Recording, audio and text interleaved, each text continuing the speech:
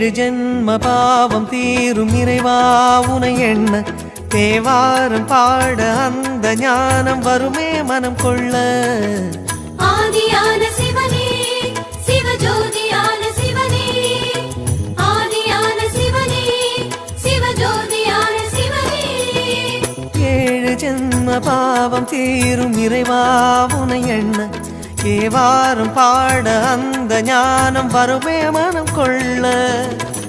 தாழும் நிலை வாராமல் காப்பவன் நீதானே, வாழும் வழி சொல்பவனே வள்ளல் பெருமானே.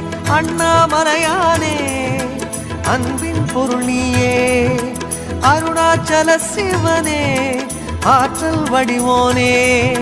சக்தியின் கலையாய் பக்தியின் நிலையாய் தோன்றும் சுடரோனே, உண்ணாமுலையின்